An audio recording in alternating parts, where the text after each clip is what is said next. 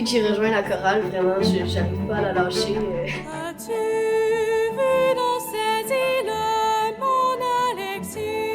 Puis quand tu reçois ton 5 gallons doré, là, c'est sûr que tu continues jusqu'à la fin. Lucie, qu'est-ce qui se passe? Qu'est-ce que tu fais? Ben là, on s'en va à la prise d'aube. Qu'est-ce que ça représente pour toi, la prise d'aube? Ben la prise d'aube, c'est probablement le passage le plus important dans la chorale parce que c'est là que vraiment tu sais que tu t'investis à fond puis que tu vas rester là vraiment jusqu'à la fin. Je pense que c'est là que tu te rends compte à quel point la chorale c'est un lieu inclusif puis que ça va jamais te lâcher, ça.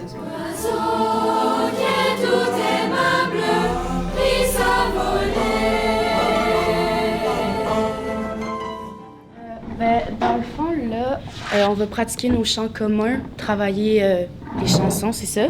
Merci beaucoup, bonne partie. De rien. Ça parle ici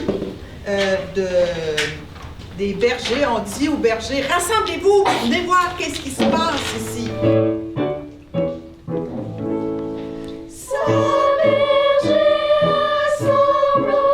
Les Petits Chanteurs de Beauport ont été fondés en 2006 sur le territoire de la paroisse Sainte-Thérèse de l'Enfant-Jésus. Et j'étais alors enseignante en musique à l'école primaire, dans une école primaire du secteur. Et les jeunes aimaient beaucoup chanter. Et quand ils quittaient l'école primaire, ils voulaient continuer de faire partie de la chorale. Donc, c'est comme ça que j'ai ouvert la chorale à plus large que l'école. Et c'est devenu les Petits Chanteurs de Beauport. Scoop. Donc, on tient la note 2 temps avant de faire le S. OK? Petite vérification.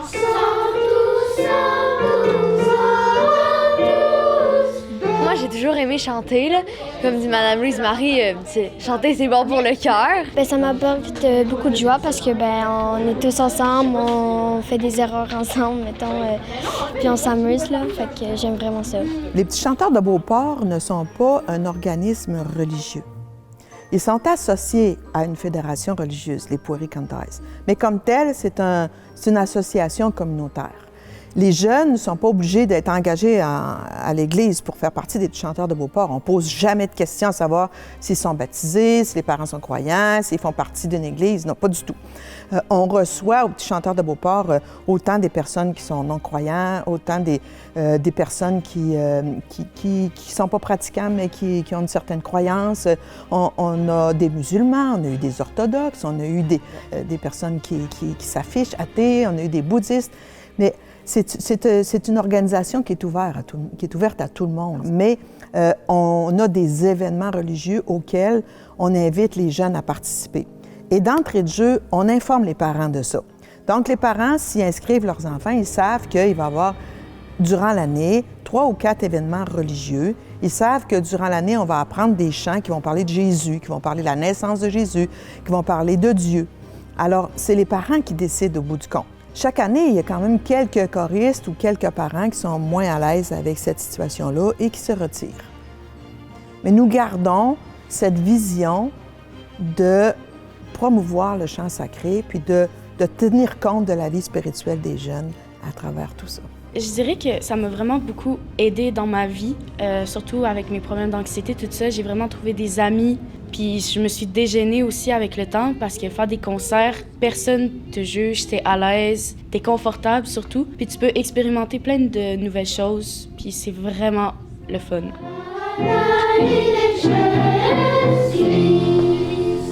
Ah, là, vous avez trouvé votre église. Bien!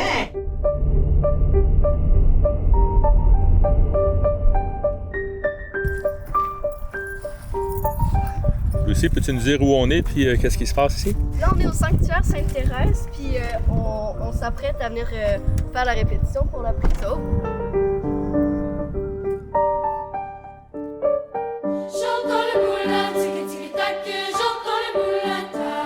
Alors, le lien qu'il y a entre les Petits Chanteurs de Beauport et les Pueri Cantares, c'est que lors de la fondation des Petits Chanteurs de Beauport, on venait chanter de temps en temps à la paroisse Sainte-Thérèse, à la messe de Noël, à la neuvaine de Sainte-Thérèse, puis parfois à d'autres événements. Moi, j'avais entendu parler d'une fédération qui était rattachée à l'Église catholique qui s'appelle les Pueri Cantares. Cette fédération-là est une fédération internationale qui regroupe plus de 40 pays et ils organisent différents événements et ils promeuvent le chant sacré et ils amènent les jeunes à la promesse de chanter pour la paix dans le monde.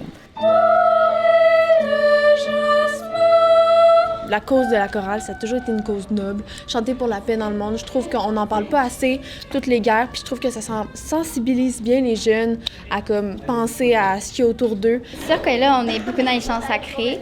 Fait que le message qu'on transmet beaucoup, c'est la paix dans le monde, chanter la paix surtout. Mais ressentir de l'amour, je trouve que c'est très important dans nos chansons. On est là pour mettre un peu la paix dans le monde puis de la joie de vivre. Là. Je vais les ramener si jamais ils en ont besoin. Des souliers noirs. Moi, je m'appelle Audrey. Je suis la vice-présidente du conseil d'administration des Petits Chanteurs de Beauport. Je suis dans ma 9e année de chorale parce que mes 2 enfants ont fait partie des Petits Chanteurs de Beauport. Ma fille, Olivia, a déjà terminé, mais mon garçon est toujours membre actif de la chorale, donc je suis toujours ici avec eux. Je trouve qu'on est une grande famille, c'est très rassembleur. On vient pas juste là pour chanter, mais pour socialiser aussi. J'ai beaucoup d'amis, puis ça m'occupe pendant une de mes soirées. Ce que mes enfants ont fait, c'est... Ma fille, encore aujourd'hui, a des amis qu'elle a connus à la chorale. Ils sont jamais allés à la même école, on reste pas dans le même quartier. Elle se côtoyait seulement les mardis soirs, durant les tournées, tout ça, les voyages, bien sûr. Mais ils sont encore amis aujourd'hui, puis ils sont rendus à 20 ans. Fait que ça, là, quand les jeunes, là, ils sortent de la chorale, puis qu'ils disent « Maman, la chorale, là, c'est comme une grande famille, là. » Bien, ça, on le voit, puis c'est vrai. Il y a tout le temps quelqu'un qui est là pour te prendre la main puis dire « Hey, moi, je suis avec toi, là, puis on va le faire ensemble. » Nous autres, on essaye de leur montrer ça, mais ils le font avant qu'on ait le temps. Ils ont vraiment l'esprit de famille, puis dire « Regarde, OK, t'as de la misère avec cette note-là, je vais t'aider. Regarde, check, voici mon truc. Tu veux-tu mon truc? Je vais te le donner. » Ils font ça, les jeunes, ensemble, puis ça, c'est extraordinaire. La prise d'aube, pour moi, c'est comme une façon de m'inclure dans la famille des Puéricontores. C'est le fun de faire partie de cette grande famille-là. En vrai, je chante dans les Petits Chanteurs parce que je trouve que c'est bien parce qu'on est genre une famille. Oui, je viens pour chanter, mais je pense que vraiment je viens pour être avec mes amis, là.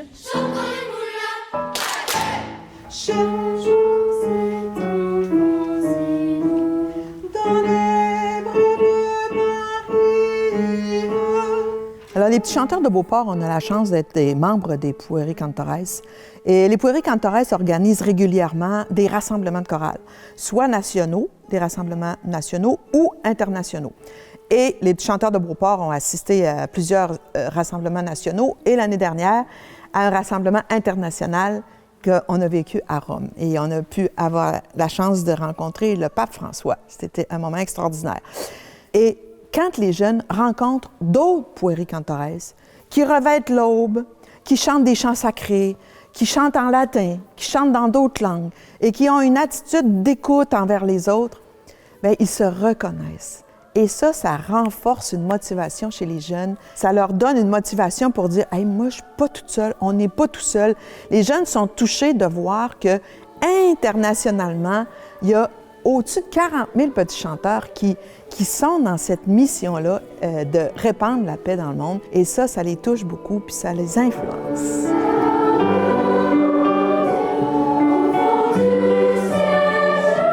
Le voyage à Rome, c'était vraiment incroyable. Comme c'était plein de jeunes de notre âge environ qui chantaient pour la même cause que nous. On avait toute la même passion.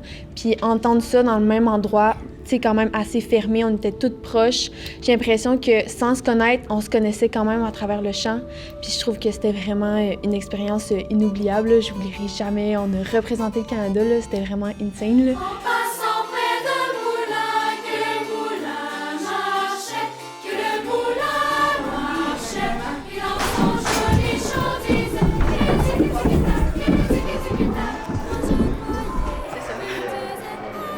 Là, c'est ici qu'on vient poser notre stock, puis tantôt on va voir les autres pour descendre en bas. Là, je pense qu'en bas, il y a déjà du monde en train de se présenter. Fait que je vais aller les rejoindre. Moi je croyais qu'il disait attrape, et moi je m'enfuis, et moi je m'enfuis. Tous les membres des Puéricantores font un événement pour les jeunes, c'est la prise d'aube. C'est un événement officiel qui confirme que l'enfant veut entrer dans la grande famille des puéricantores. Alors nous, au Petit Chanteur de Beauport, on l'offre à ceux qui sont en 2e année de chorale et plus. Parce que la première année, on les laisse regarder comment les choses vont, puis tout ça. Et puis la 2e année, ils sont invités à faire une promesse. Puis à ce moment-là, ils reçoivent une robe blanche, qu'ils vont porter quand ils vont faire un service religieux, quand ils vont chanter à l'église.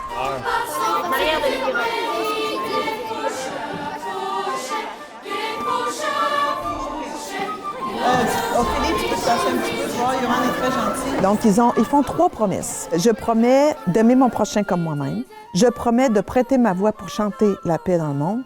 Et je promets d'être fidèle au Petit Chanteur de Beauport pour l'année. Et ces jeunes-là, ils prennent ça très au sérieux. Ils ont une petite démarche, 3 fois une demi-heure avant la prise d'aube pour savoir un peu qu'est-ce que c'est que la symbolique, qu'est-ce que c'est que leur engagement, qu'est-ce que ça veut dire ces promesses-là, puis qu'est-ce que ça leur dit, eux, cette promesse-là.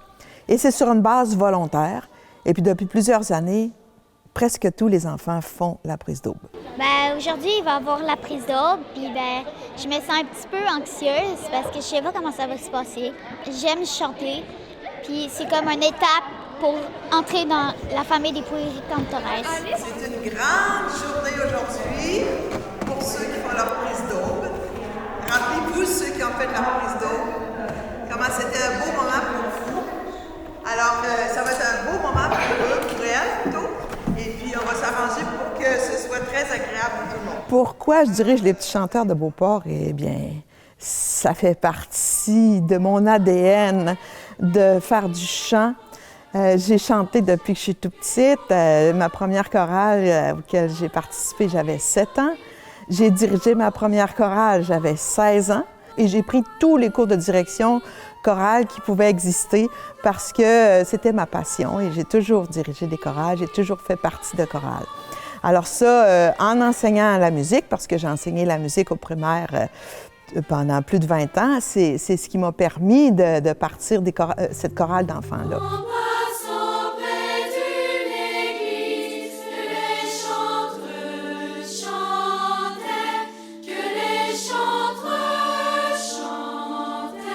Les jeunes, là, c'est vraiment impressionnant, leur évolution qu'ils ont dans la chorale. On dit souvent que c'est un loisir, hein? Ils s'inscrivent par eux-mêmes puis ils viennent chanter avec Louise-Marie, mais c'est aussi une formation de chant. Donc, Mme Louise-Marie est très bonne pour enseigner tout ce qui est autour du chant et pour transmettre sa passion, elle aussi. Donc, les jeunes, l'évolution est incroyable.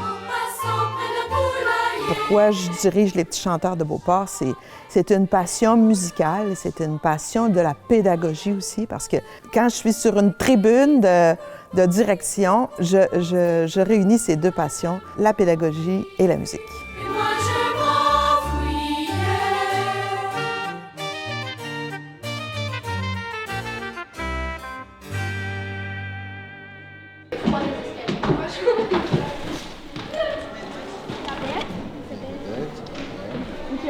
Moi, j'ai échangé avec Charlotte parce que j'ai bien dit. Ben, ce qui est satisfaisant, c'est quand j'y arrive du premier coup. Par-dessus, sinon ça fait bizarre. Can you help me, please? Attends. Vraiment éclaté ça. Non, mais. Enlève ça. Ça va à gauche. Ça c'est à droite. Ça, Ok, attends, ouais. Ça va Vas-y, l'autre garde. bord. Ouais. Dans les 2. Ok, tu passes dans les 2, puis après tu fais juste. En vrai, c'est logique.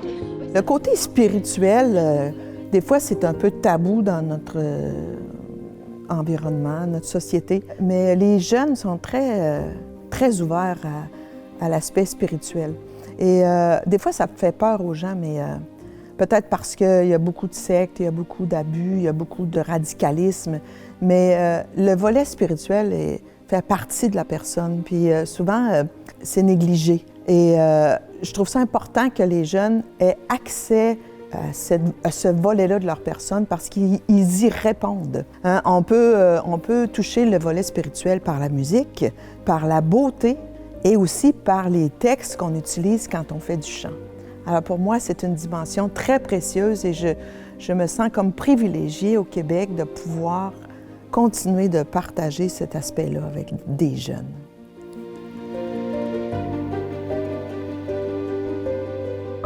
Bien, la beauté, c'est sûr que c'est beaucoup. Il y a 2 éléments très importants pour promouvoir la beauté.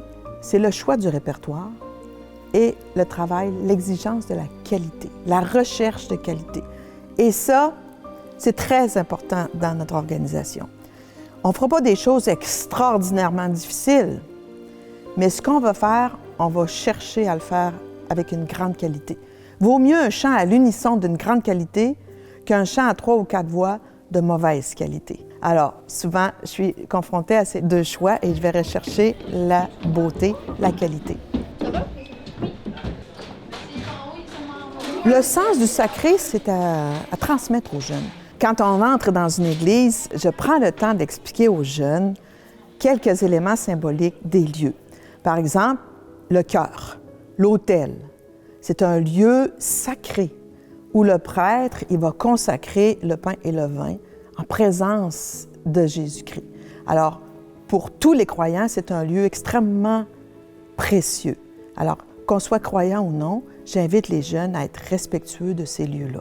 Je leur explique c'est quoi le tabernacle, je leur explique c'est quoi la statue de la Vierge Marie, je leur dis qu'on va en trouver dans toutes les églises qu'on va rencontrer. Tu sais, je leur explique des éléments, des objets religieux qu'on va retrouver un peu partout. Les lampions, j'explique qu'est-ce que c'est les lampions.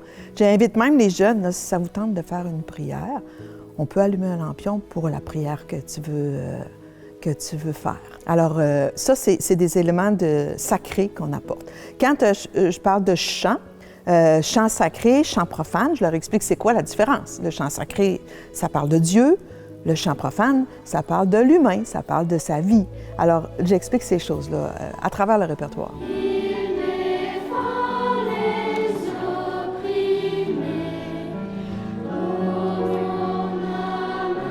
Aussi, on collabore beaucoup avec le sanctuaire Sainte-Thérèse de Lisieux là, de l'Enfant Jésus. Et puis, ce que je trouve beau, c'est que quand on arrive à l'église, on en a des jeunes qui n'ont jamais mis les pieds dans une église. Madame Louise-Marie leur explique un petit peu c'est quoi le bâtiment, hein, au-delà de tout.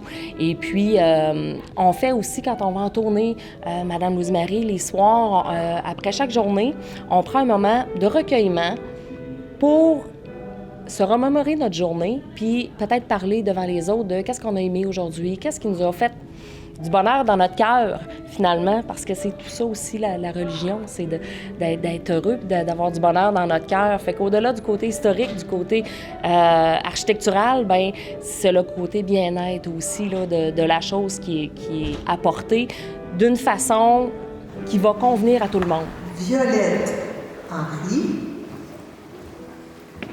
Maëlie Néron,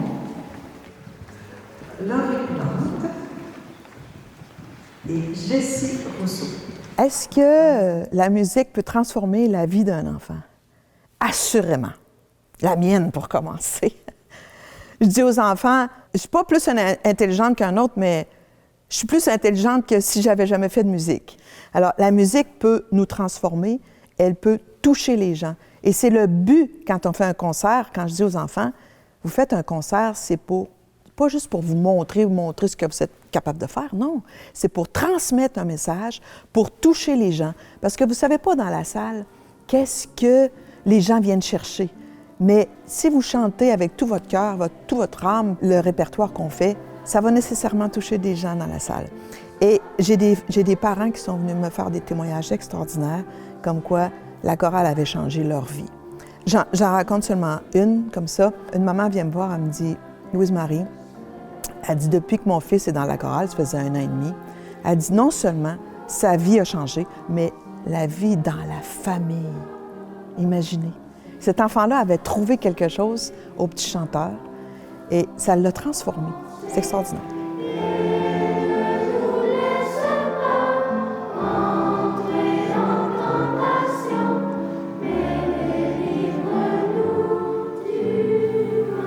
Chers amis, que demandez-vous? Nous demandons à recevoir l'ordre des petits chanteurs en signe de notre entrée dans la famille des Puéricantares. Puisque par votre préparation et par votre implication dans la chorale, vous vous êtes montré digne de cet honneur, nous sommes heureux de vous accueillir aujourd'hui dans la grande famille des Puéricantares, petits chanteurs. Promettez-vous de consacrer vos voix pour répandre la paix de Dieu dans le monde et à la louer de tout votre cœur. Petits chanteurs, vous qui entrez dans la grande famille de Puerto. La formation d'un petit chanteur, ça prépare les jeunes pour être des bons citoyens. Ça, c'était prouvé à différents endroits, dans différentes études. Puis il y a même des employeurs qui m'ont dit, « Écoute, Louise-Marie, moi, quand je vois qu'il y a un enfant qui a fait des petits chanteurs quand il était jeune, là, à compétence égale, je vais préférer ceux qui ont fait les petits chanteurs parce que c'est une discipline. C'est une discipline qu'ils vivent. Puis, ils apprennent aussi à tenir compte des autres parce que c'est un élément collectif extrêmement important. On développe une attitude de collectivité, une attitude pour être sensible aux autres. On développe une sensibilité aussi par la musique, par l'art. Puis, ça forme l'intelligence, hein? Tout le vocabulaire, tout le travail mathématique qu'on fait quand on étudie une œuvre musicale, le langage aussi, quand on chante dans différentes langues, on touche différentes cultures. Hein? Si on chante en allemand ou en hébreu, on va parler un petit peu de la culture. Alors, ça touche les jeunes, mais ça les forme. Puis la discipline est extrêmement importante dans l'évolution du petit chanteur.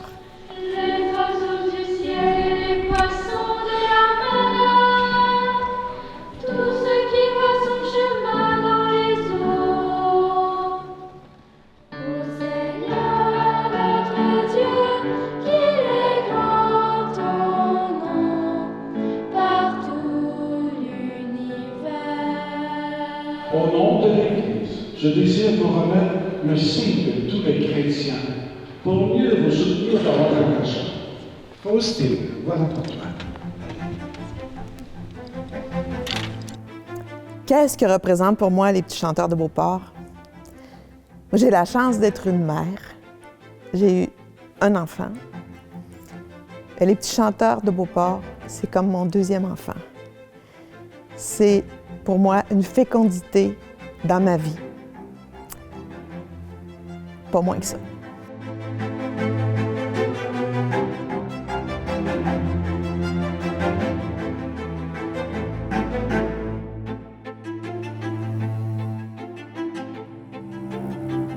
Moi, j'ai rejoint la chorale en 4e année, donc vraiment dès que je pouvais. C'est ma 7e année de chorale. Ça va faire 5 ans que j'ai mon aube. Moi, je suis pas tant religieuse personnellement, donc je connais pas vraiment la signification religieuse, mais dans ma tête, c'est sûr que ça doit avoir une importance. Surtout avec le Saint-Guillaume doré. Le Saint-Guillaume doré, on le reçoit à la 5e année. Puis quand tu reçois ton Saint-Guillaume doré, là, c'est sûr que tu continues jusqu'à la fin. C'est ça. C'est un Saint-Guillaume comme normal.